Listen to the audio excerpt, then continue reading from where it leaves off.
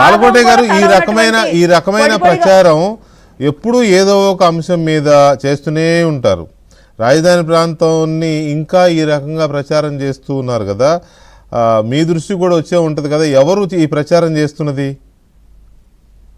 వెంకటకృష్ణ గారు సార్, మీ ద్వారా వైసీపీ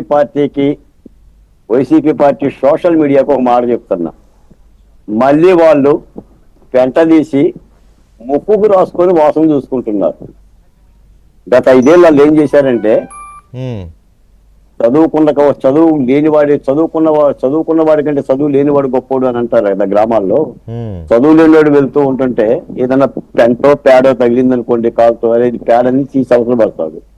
అదే చదువుకున్నవాడికి తగిలితే ఇదేంటి పచ్చగా ఉందేంటి, ఎలా ఉందేంటి అని తీసుకొని వేలుతో తీసుకొని ముక్కుకు రాసుకొని వాసన చూస్తారు అంటారు. గత 5 ఏళ్ళు అమరావతి మీద వీళ్ళు, అమరావతి మునిగిపోతుంది, చంద్రబాబు నాయుడు గారు ఇల్లు మునిగిపోతుంది, అమరావతిలో ఊళ్ళు కొట్టుకుపోతున్నాయి. నేను అడుగుతున్నాను వెంకటకృష్ణ గారు, మొన్న అమెరికా పోతే టెక్సాస్ మునిగిపోయిందండి. భాగ్యనగరంలో వర్షం వస్తే 4 రోజులు ప్రజలు ఇళ్ల నుంచి బయటికి రాలా.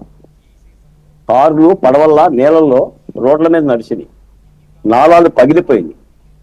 నీటికి వరదకి అడ్డింటండి.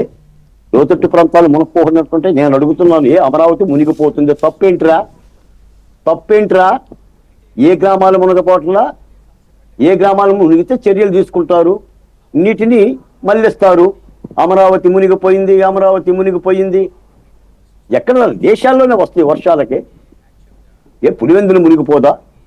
కర్నూలు నగరం ఆల్మోస్ట్ అసలే కనపడదు, చరిత్రలో కలిసిపోతుందని అనుకోలేదా? వైజాగ్ హుదూద్ తుఫాన్ తో వైజాగ్ లేకుండా పోతుంది అనుకోలేదా? గత సంవత్సరం విజయవాడ వరదలు చూడలేదా? వరదలు కామన్ అయినా వాళ్ళు లేవు కదా. లేని దాన్ని ఎందుకు అమరావతి ఏంటి అంత భయం ఏంటి వీళ్ళకి? వెంకటకృష్ణ గారు, అమరావతి మీద ఒక రాయి వేయాలంటే లేని రాయిని కూడా వెయ్యాలి, గుడ్డగాల్చి మీద వెయ్యాలి. ఇప్పుడు నేను అడుగుతున్నా వెంకటకృష్ణ గారు, చంద్రబాబు నాయుడు గారు ఇల్లు మునిగిపోతుంది, ఆయన అద్దెకుంటున్నాడు. ఈ అద్దెకుంటే తప్ప వెంకటకృష్ణ గారు? అద్దెకుంటే తప్ప? ఒక ముఖ్యమంత్రి తాను అద్దెకుండి రాష్ట్రానికి ఒక ఇల్లు కడుతున్నాడు, తప్ప వెంకటకృష్ణ గారు? అద్దెకుంటే నేరమా?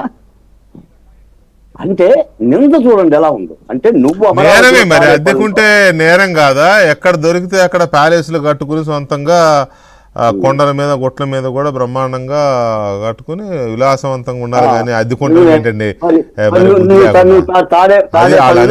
మాట్లాడాల భాష. నువ్వు తాడేపల్లి 5 ఎకరాలు తీసుకొని నిజాం నవాబులాగా ఒక పెద్ద ప్యాలెస్ కట్టావు. మరి ఆ ప్రాంతంలో రాజధాని రైతులు ఏం చేశావు? ఇళ్ళ నుంచి బయటికి పంపించావు.